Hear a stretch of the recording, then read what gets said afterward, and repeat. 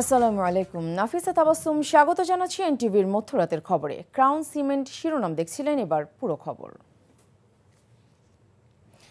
5.7 মাত্রার ভূমিকম্পে তীব্র ঝাঁকুনির পরদিন শনিবার আবারও 2 দফায় মৃদু কম্পনে কাঁপল দেশের বিভিন্ন এলাকা। এদিন সন্ধ্যায় রাজধানী ঢাকা সহ দেশের বিভিন্ন স্থানে 4.3 মাত্রার ভূমিকম্প অনুভূত হয়, যার উৎপত্তিস্থল ছিল রাজধানীর বাড্ডায়। এর আগে একই দিন সকালে নরসিংদী জেলার পলাশে 3.3 মাত্রার ভূমিকম্প অনুভূত হয়। এদিকে বারবার ভূমিকম্প বড় দুর্যোগের আভাস দিচ্ছে উল্লেখ করে বিশেষজ্ঞরা বলছেন, ভূমিকম্প ও ভূমিধসের বড় ক্ষতি এড়াতে এখনই পদক্ষেপ নিতে হবে। বিস্তারিত ইমরুল কায়েসের ডেস্ক রিপোর্টে। শক্তিশালী ভূমিকম্পে চারপাশে শুধুই আতঙ্ক, মানুষের হুড়োহুড়ি, দৌড়ে ভবন থেকে বেরিয়ে যাওয়ার চেষ্টা। শুক্রবার সকালের 5.7 মাত্রার ভূমিকম্পের পর শনিবার সকালেও মৃদু ভূমিকম্প অনুভব করেছে নরসিংদীর পলাশ উপজেলার বাসিন্দারা। রিক্টার স্কেলে এর মাত্রা ছিল 3.3। পরপর 2 দিনের এমন ভূমিকম্পে জনমনে আতঙ্ক ছড়িয়ে পড়েছে। ভূমিকম্পে ক্ষয়ক্ষতি নিয়ে দাঁড়িয়ে আছে বিভিন্ন সুউচ্চ ভবন, চূর্ণ বিচূর্ণ হয়ে গেছে কাঁচাপাক্কা সড়ক, হেলে পড়েছে একাধিক ভবন। এদিকে আবহাওয়া অধিদপ্তরের ভূমিকম্প পর্যবেক্ষণ ও গবেষণা কেন্দ্রের তথ্যমতে বাংলাদেশ ইন্ডিয়ান, ইউরেশিয়ান এবং বার্মা এই 3টি গতিশীল প্লেটের সংযোগস্থলে অবস্থিত। এই প্লেটগুলোর পারস্পরিক নড়াচড়ার কারণে টেকটনিক ফাটল তৈরি হয়। এই ফাটল থেকেই ভূমিকম্পের সৃষ্টি হয়। এই ঝুঁকিতে টাঙ্গাইলের মধুপুর, চট্টগ্রাম সহ সিলেট, ময়মনসিংহ অঞ্চল সবচেয়ে বেশি বিপজ্জনক। টাঙ্গাইল 3টা যে সিসমিক জোন আছে, তার মধ্যে একটা জোনের মধ্যে অবস্থিত, যেটা থেকে যদি 7.5 মাত্রার বা আরও একটু কম বেশি ভূমিকম্প অনুভূত হয়, তখন কিন্তু আমাদের এই মধুপুর টাঙ্গাইল এলাকা খুবই ম্যাসিভ আকারে দুর্যোগ হওয়ার সম্ভাবনা আছে। অন্যদিকে কক্সবাজার থেকে চট্টগ্রাম, 3 পার্বত্য জেলাসহ সিলেট পর্যন্ত 3টি ফল্ট সক্রিয় আছে। এর থেকে ভূমিকম্পের সৃষ্টি হলে তাতে ব্যাপক ধ্বংসযজ্ঞ হবে উল্লেখ করে এই ভূমিকম্প বিশেষজ্ঞ বলেন, বড় ধরনের দুর্যোগ এড়াতে এখনই প্রয়োজনীয় ব্যবস্থা নিতে হবে।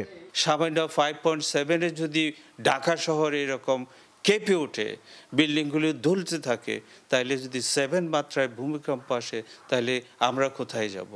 দ্যাট মিনস দ্যাট ওর শক্তি ক্ষমতা নাই ভূমিকম্প 5.7কে প্রোটেক্ট করার জন্য। আমাদের যতগুলো ইনফ্রাস্ট্রাকচার আছে দেশের ইকোনমি কন্ট্রোল করে, সেই জিনিসগুলোকে ইমিডিয়েটলি অ্যাসেস করে শক্তি বৃদ্ধি করার প্রকল্প হাতে নিতে হবে। ভূমিকম্পের পূর্বাভাস পেতে প্রাকৃতিক ও প্রযুক্তিগত প্রকল্প হাতে নেওয়ার পরামর্শ বিশেষজ্ঞদের। Imrul Kayes, NTV news desk. ভূমিকম্পে রাজধানীর বেশ কয়েকটি ভবনে ধস ও ফাটল দেখা দিয়েছে। পুরান ঢাকা থেকে বাড়িধারা সব জায়গায় ক্ষয়ক্ষতির চিহ্ন এখন স্পষ্ট। ভূমিকম্পের পর রাজধানীর সব ঝুঁকিপূর্ণ ভবন চিহ্নিত করতে চায় রাজধানী উন্নয়ন কর্তৃপক্ষ রাজুক। শনিবার সকালে পুরান ঢাকার কসাইটুলির ক্ষতিগ্রস্ত ভবন পরিদর্শন শেষে রাজুক চেয়ারম্যান বলেন, ঝুঁকিপূর্ণ ভবনের বিরুদ্ধে ব্যবস্থা নেওয়া হবে। আবির আহমেদের রিপোর্ট। আতঙ্কের রেশ কাটতে না কাটতেই শহরের বিভিন্ন প্রান্ত থেকে আসতে শুরু করেছে ভবন ক্ষতিগ্রস্ত হওয়ার উদ্বেগজনক খবর। রাজধানীর বাড়িধারা, কলাবাগান, পুরান ঢাকা ও উত্তরবাড্ডা এলাকার বিভিন্ন ভবনের ভিতরে ও বাইরে এভাবেই ফাটল দৃশ্য চোখে পড়ে। ভূমিকম্পের কারণে নগরবাসী আতঙ্কিত হলেও এসব ভবনের মালিকরা বলছেন, এই ফাটলে তেমন কোনো সমস্যা হবে না। ফাটল বলতে বিল্ডিংয়ের, আমাদের এখানে অনেক বিল্ডিংয়েই ফাটল ধরছে। আমার বিল্ডিংয়ের কিছুই হয় নাই। বিল্ডিংয়ের বাইরে যে একটা ফল ছাদ দিছি গেট লাগানোর জন্য, ওইটা একটু ক্ষতিগ্রস্ত হয়েছে। এটা বিল্ডিংয়ের টোটাল বিল্ডিংয়ের বাহিরে। আতঙ্কিত হয়ে হুড়ুহুড়ি করে নামতে গিয়ে আহত হয়েছে 6 শতাধিক। সেই দুঃসহ স্মৃতি এখনও তাড়া করে বেড়াচ্ছে অনেককে। এটা আতঙ্কিত, বা বিল্ডিং যেহেতু ফেটে গেছে, এটা তো আতঙ্কিতই একটু। আমার ফ্ল্যাট 3টে ফ্ল্যাটে আমার ফাটল লইছে, এবং পানির ট্যাঙ্কি আমার ফাটছে, এবং ভিতরে ফাটছে, বাইরে সেট ফাটছে। মানে আতঙ্ক তো আছে, আল্লাহর উপরে ভরসা করে থাকতেছি। এদিকে ভূমিকম্পের পর রাজধানীর বিভিন্ন ঝুঁকিপূর্ণ এলাকা পরিদর্শনে যান রাজুকের চেয়ারম্যান প্রকৌশলী রিয়াজুল ইসলাম সহ ঊর্ধ্বতন কর্মকর্তারা। তাদের উপস্থিতি টের পেয়ে সটকে পড়েন ভবন মালিকরা। এই পুরান ঢাকায় কোনো ভূমিকম্প ছাড়াই যে দুর্ঘটনা ঘটতে পারে, এইরকম অহরহ বিল্ডিং আছে। ভিতরে যেসব বাড়ি কারখানা করে রাখছে, বিভিন্ন ধরনের কারখানা, মানে এদেরকে বলে আইনের আওতায় এনে কাজ বন্ধ করে দিয়ে এদের শিক্ষা হয় না। সবাই বাড়ি বাড়ি বলে যাব, 7 দিন পরে যদি নকশা না দেন তাহলে কিন্তু বিল্ডিংটা আমরা বন্ধ করে দেবো। অপরিকল্পিত নগরায়ন, বিল্ডিং কোড না মানা এবং পুরনো ভবনগুলোর রক্ষণাবেক্ষণের অভাব যে কত বড় বিপদ ডেকে আনতে পারে, এই ভূমিকম্প যেন তারই মহড়া দিয়ে গেল। আবির আহমেদ, এনটিভি নিউজ, ঢাকা। 3 দফা ভূমিকম্পের পর শিক্ষার্থীদের জীবন ও নিরাপত্তার প্রশ্নে কোনো ঝুঁকি না নিতেই ঢাকা বিশ্ববিদ্যালয়ের প্রশাসন 15 দিনের জন্য বিশ্ববিদ্যালয় বন্ধ রাখার সিদ্ধান্ত নিয়েছে। একই সঙ্গে আবাসিক হলগুলোতে জরুরি কাঠামোগত পরীক্ষা ও সংস্কার শুরু করা হবে।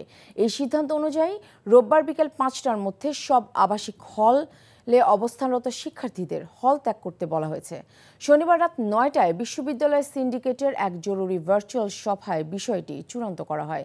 বিশ্ববিদ্যালয়ের জনসংযোগ দপ্তর থেকে গণমাধ্যমে পাঠানো এক বিজ্ঞপ্তিতে জানানো হয়, আগামী 6 ডিসেম্বর পর্যন্ত সব ধরনের ক্লাস ও পরীক্ষা বন্ধ থাকবে।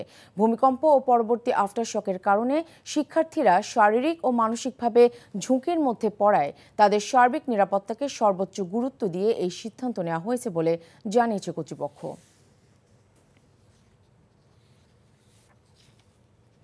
গণভোটের জন্য 2-3 দিনের মধ্যে আলাদা আইন করা হবে বলে জানিয়েছেন প্রধান নির্বাচন কমিশনার এএমএম নাসির উদ্দিন। রাজনৈতিক দলগুলোর সুশৃঙ্খল আচরণ ও সুষ্ঠু নির্বাচনে সহযোগিতাও চান তিনি। শনিবার রাজধানীর গুলশানে একটি হোটেলে Asian network for free election আয়োজিত কর্মশালায় প্রধান নির্বাচন কমিশনার এ কথা বলেন। সামাজিক যোগাযোগ মাধ্যমে কৃত্রিম বুদ্ধিমত্তার অপব্যবহার, ভুয়া ও অপতথ্যের মতো বড় চ্যালেঞ্জগুলো এখনই মোকাবেলা করতে হবে বলেও জানান তিনি। নিয়ামুল আজিজ সাদিকের রিপোর্ট। নির্বাচনের কেনাকাটা, ভোটার তালিকা, নির্বাচন সংশ্লিষ্ট আইন বেশিরভাগই সম্পন্ন হয়েছে বলে জানিয়েছেন প্রধান নির্বাচন কমিশনার। বলেন, 20 লাখের বেশি মৃত ভোটার বাদ দিয়ে নতুন বড় একটা অংশকে অন্তর্ভুক্ত করা হয়েছে। নির্বাচন আচরণবিধি না মানার সংস্কৃতি থাকলে নির্বাচন সুষ্ঠু হবে না বলেও মন্তব্য করেন তিনি। এ কারণে সবার সহযোগিতা চান।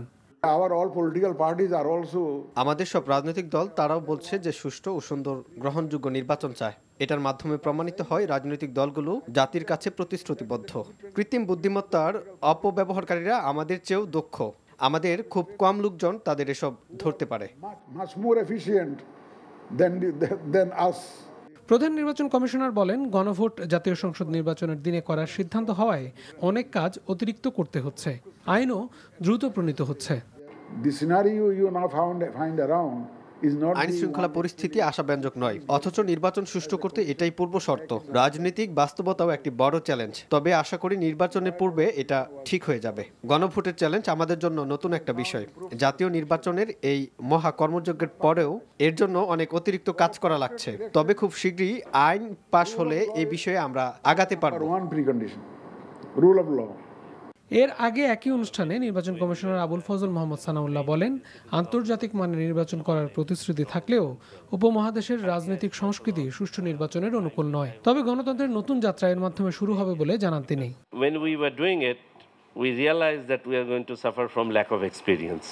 ইসি জানান, এবার নির্বাচনে 10 লাখের বেশি নির্বাচনী কর্মকর্তা ভোট দিতে পারবেন পোস্টাল ব্যালটের মাধ্যমে।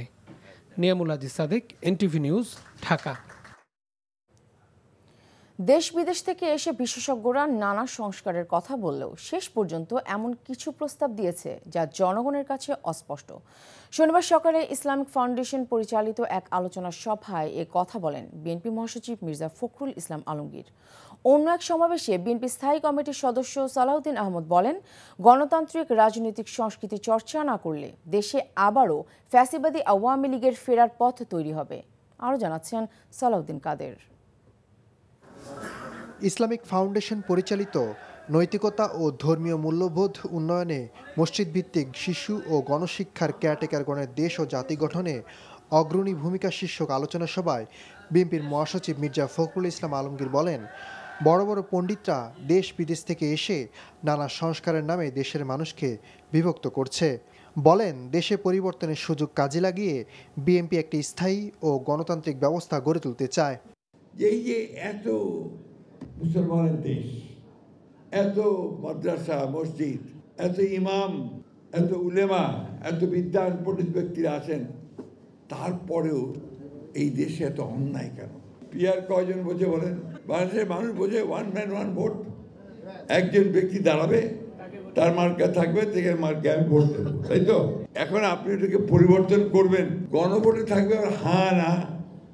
এখন গণভোটে নাকি 4টা প্রশ্ন থাকবে, এটা মানুষ কিছু এখন পর্যন্ত বুঝতেই পারছে না, কেউ বুঝতে পারছে না, শেষ দিন পর্যন্ত বুঝতেও পারবে না।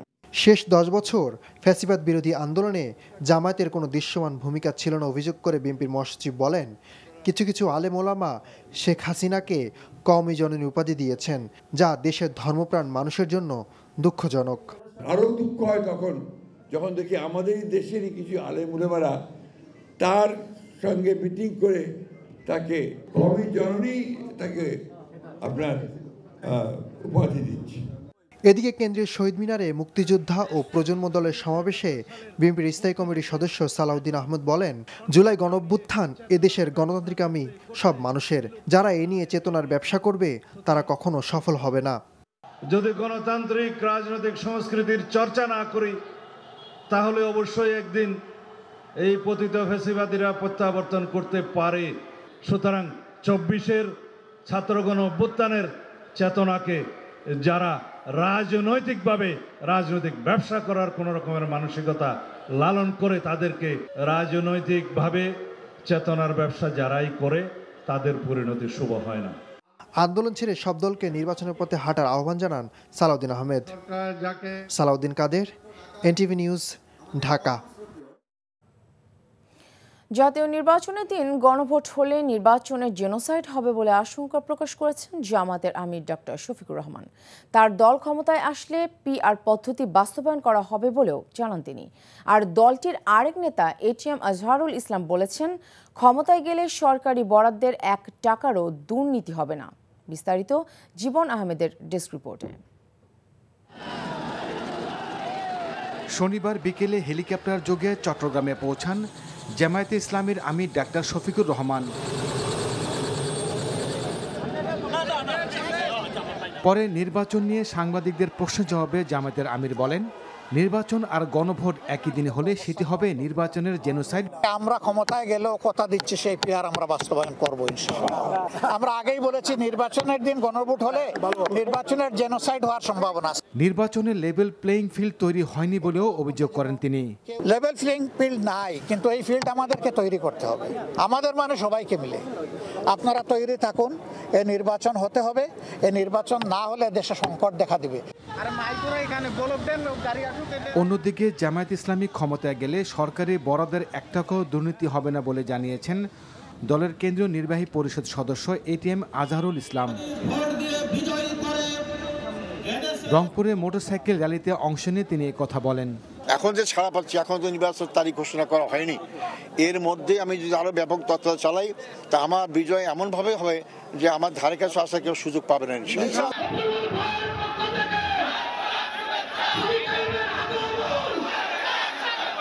ওদিকে ছাত্র শিবিরের কেন্দ্রীয় সভাপতি জাহিদুল ইসলাম বলেছেন, বাংলাদেশের রাজনীতি করতে হলে জুলাই আন্দোলনের আকাঙ্ক্ষাকে নিয়েই করতে হবে। চাঁপাইনবাবগঞ্জ সরকারি কলেজ মাঠে অনুষ্ঠিত ছাত্র যুব সমাবেশে তিনি কথা বলেন। ঢাকা মহানগর দক্ষিণ জামায়াত ইসলামের সেক্রেটারি শফিকুল ইসলাম মাসুদ, ডাকসু ভিপি আবু সায়েদ কায়েম, ডাকসু ভিপি মুস্তাকুর রহমান জাহিদ, চাকসু ভিপি ইব্রাহিম হোসেন রনি এ সময় উপস্থিত ছিলেন। জীবন আহমেদ, এনটিভি নিউজ ডেস্ক। সব প্রতিবেশী দেশের সঙ্গে অভিন্ন ও দীর্ঘমেয়াদী ভবিষ্যতের ভিত্তি গড়ে তোলা অন্তর্বর্তীকালীন সরকারের মূল অগ্রাধিকার বলে জানিয়েছেন প্রধান উপদেষ্টা প্রফেসর মোহাম্মদ ইউনুস। আর সফররত ভুটানের প্রধানমন্ত্রী শেরিং তোগবে বলেন, যদি বাংলাদেশ ও ভুটানের উন্নতি করতে হয় তবে অবশ্যই একসঙ্গে সমৃদ্ধি অর্জন করতে হবে। এ সময় স্বাস্থ্য খাতে সহযোগিতা বৃদ্ধি ও ইন্টারনেট সংযোগ বিষয়ে 2টি সমঝোতা স্মারক সই করেছে বাংলাদেশ ও ভুটান। রিপোর্ট করছেন ফাহাদ মোহাম্মদ। প্রধান উপদেষ্টা অধ্যাপক মোহাম্মদ ইউনুসের আমন্ত্রণে শনিবার সকালে 2 দিনের রাষ্ট্রীয় সফরে ঢাকায় আসেন ভুটানের প্রধানমন্ত্রী শেরিং তোগবে। বিমানবন্দরে আনুষ্ঠানিকতা শেষে ভুটানের প্রধানমন্ত্রী সাভারের জাতীয় স্মৃতিসৌধে যান, শ্রদ্ধা জানান মুক্তিযুদ্ধের 20 শহীদদের প্রতি। দুপুরে ভুটানের প্রধানমন্ত্রী তেজগাঁওয়ের প্রধান উপদেষ্টার কার্যালয়ে পৌঁছালে তাকে স্বাগত জানান প্রধান উপদেষ্টা অধ্যাপক মোহাম্মদ ইউনুস। সেখানে দুই নেতার আধ ঘন্টার একান্ত বৈঠক অনুষ্ঠিত হয়। পরে আনুষ্ঠানিক দ্বিপাক্ষিক আলোচনা শেষে স্বাস্থ্য খাতে সহযোগিতা বৃদ্ধি ও ইন্টারনেট সংযোগ বিষয়ে দুটি সমঝোতা স্মারক MOU সই করে বাংলাদেশ ও ভুটান। ভুটানকে বাংলাদেশের অত্যন্ত গুরুত্বপূর্ণ বন্ধু হিসেবে বর্ণনা করে প্রফেসর ইউনুস বলেন, আঞ্চলিক বাণিজ্য ও অর্থনৈতিক সহযোগিতার জন্য ঢাকার দৃষ্টিভঙ্গি একটি গুরুত্বপূর্ণ অংশ। আর সফররত প্রধানমন্ত্রী গভীর বাণিজ্য ও অর্থনৈতিক সহযোগিতার প্রয়োজনীয়তার উপর জোর দেন। সন্ধ্যায় ভুটানের প্রধানমন্ত্রীর সম্মানে সরকারের পক্ষ থেকে নৈশভোজের আয়োজন করা হয়। নৈশভোজে অংশ নেন 3 বাহিনীর প্রধানসহ রাষ্ট্রের গুরুত্বপূর্ণ ব্যক্তিবর্গ। দুই দেশের অভিন্ন ইতিহাসের কথা উল্লেখ করে প্রধান উপদেষ্টা বলেন, ভূগোল ও প্রকৃতি দুদেশকে একত্রিত করেছে। দুদেশের লক্ষ্য একসঙ্গে ভবিষ্যৎ গড়ে তোলা। Our discussions today reaffirm the vast promise of our cooperation in trade, sub-regional energy, education, tourism, connectivity, and beyond. We are confident that our efforts and discussions today will make inroads for elevating our partnership for the benefit of both of our peoples. এই সময় প্রধানমন্ত্রী তোগবে বলেন, থিম্পু যত দ্রুত সম্ভব FTA সই করতে চায় এবং আশা প্রকাশ করে ভুটান বাংলাদেশের সঙ্গে মুক্ত বাণিজ্য সম্পাদন করার প্রথম দেশ হিসেবে পরিণত হবে। The cooperation between our two countries, whether in human resource development, trade, connectivity, or other areas, has steadily deepened over the years. Bhutan appreciates the solidarity of the people of Bangladesh, which has contributed immensely to a shared aspiration for a peaceful and prosperous region. প্রধানমন্ত্রী তোগবে প্রধান উপদেষ্টা ও অন্তর্বর্তীকালীন সরকারের নেতৃত্বের প্রশংসা করে বাংলাদেশের অন্তর্বর্তীকালীন সময়ে উচ্চ লক্ষ্য পূরণ এবং শান্তি ও স্থিতিশীলতা নিশ্চিত করার জন্য অভিনন্দন জানান। Fahad Mohammad, NTV news, Dhaka. শেখ হাসিনার বিরুদ্ধে আন্তর্জাতিক অপরাধ ট্রাইব্যুনালের রায়কে স্বাগত জানিয়ে এনসিপির আহ্বায়ক নাহিদ ইসলাম বলেছেন, রায় কার্যকরে সরকারকে দ্রুত ব্যবস্থা নিতে হবে। শনিবার সন্ধ্যায় ঢাকায় এনসিপির বিক্ষোভ মিছিল থেকে দল হিসেবে আওয়ামী লীগের বিচার শুরুর দাবিও জানান তিনি। নূর হোসেনের রিপোর্ট। শেখ হাসিনার মৃত্যুদণ্ড কার্যকরের দাবিতে বিক্ষোভ মিছিল করেছে জাতীয় নাগরিক পার্টির ঢাকা মহানগর শাখা। রাজধানীর বাংলা মোটর থেকে শুরু হয়ে প্রেস ক্লাব যাওয়া মিছিলটিতে দলটির বিপুল সংখ্যক নেতাকর্মীর উপস্থিতি দেখা যায়। মিছিল পরবর্তী সংক্ষিপ্ত সমাবেশে শেখ হাসিনাকে দেশে এনে ফাঁসি কার্যকরের দাবি জানান এনসিপির কেন্দ্রীয় নেতারা। যুব শক্তি, ছাত্র শক্তি, শ্রমিক শক্তি, নারী শক্তি যতদিন বাংলাদেশে থাকবে ততদিন বাংলাদেশে আওয়ামী লীগ কোনোদিন রাজনীতি করতে পারবে না। পুশিন করতে হলে খুনি হাসিনাকে অতি দ্রুত বাংলাদেশে পুশিন করুন। আমরা বাংলাদেশের জনগণ শেখ হাসিনার রায় কার্যকর দেখতে চাই। নির্বাচনের পরও বিচারের ধারাবাহিকতা অব্যাহত রাখতে দলগুলোর প্রতিশ্রুতি দেওয়ার আহ্বান জানান এনসিপির আহ্বায়ক। শেখ হাসিনা নয়, দল হিসেবে আওয়ামী লীগের বিচার নিশ্চিত করতে হবে এবং জাতীয় পার্টি সহ আওয়ামী লীগের সহযোগী যে দলগুলো রয়েছিল তারা সমান অপরাধ এবং তাদেরকে বিচারের আওতায় আনতে হবে। নির্বাচনের পরেও যাতে এই সকল বিচার অব্যাহত থাকে সেই প্রতিশ্রুতি অন্তর্বর্তী সরকার সহ সকল রাজনৈতিক দলগুলোকে নির্বাচনের আগে দিতে হবে। নির্বাচনে অংশ নিলেও বিচার ও সংস্কার বিষয়ে জাতীয় নাগরিক পার্টি আপোষ করবে না বলে জানান এনসিপির শীর্ষ নেতা। নূর হোসেন, NTV নিউজ, ঢাকা। এবারে প্রবাসের খবর। সৌদি আরবে ক্রমান্বয়ে বাড়ছে বাংলাদেশি মালিকানাধীন প্রতিষ্ঠান। এরই ধারাবাহিকতায় জেদ্দায় প্রথম বাংলাদেশি মালিকানাধীন গার্ল পয়েন্ট রেস্টুরেন্টের যাত্রা শুরু হয়েছে। প্রতিষ্ঠানটির মালিক ফরহাদ শেখ, যিনি প্রথম বাংলাদেশি হিসেবে নতুন আঙ্গিকে ও নতুন রূপে গার্ল পয়েন্ট রেস্টুরেন্ট শুরু করলেন। ব্যতিক্রমধর্মী অ্যারাবিয়ান খাবার রেস্টুরেন্টের উদ্যোগকে স্বাগত জানিয়েছে আগত অতিথিরা। প্রতিষ্ঠানটির উদ্বোধনে উপস্থিত ছিলেন সৌদি নাগরিক সালেম মোহাম্মদ, রাশেদ নাফি, মামুন গাজী, আরশাদ গাজী, মোহাম্মদ সোহেল শেখ, ইমরান খান, মিজানুর রহমান, জিয়াউর রহমান সহ আরও অনেকে। কুয়েতে ফেনী জেলা জাতীয়তাবাদী ফোরামের উদ্যোগে আলোচনা সভা অনুষ্ঠিত হয়েছে। মোহাম্মদ হানিফ ভূঁইয়া ও রুবেল আলম রুবেলের যৌথ সঞ্চালনায় অনুষ্ঠানে সভাপতিত্ব করেন শাহজাহান এম সবুজ। অন্যতম আকর্ষণ ছিলেন ফেনী জেলা বাংলাদেশ জাতীয়তাবাদী ছাত্রদলের সাধারণ সম্পাদক মোহাম্মদ মোর্শেদ আলম মিলন। প্রধান অতিথি ছিলেন মোহাম্মদ মাইনুদ্দিন। বিশেষ অতিথি ছিলেন মনির আহমেদ মনির, শামীম আজাব ভূঁইয়া, হুমায়ুন কবির আলী, মোয়াজ্জেম হোসেন, সহযোগিতায় আব্দুর রহমান চৌধুরী ও সাইদ আহমেদ। এই ছিল মধ্যরাতের খবরে। এই খবরের ভিডিও সহ আপডেট জানতে ভিজিট করুন NTV অনলাইন www.ntvbd.com। এছাড়াও NTVর জনপ্রিয় সব অনুষ্ঠান ও খবরের আপডেট জানতে ভিজিট করুন আমাদের ইউটিউব ও ভেরিফাইড ফেসবুক পেজ। ধন্যবাদ সবাইকে।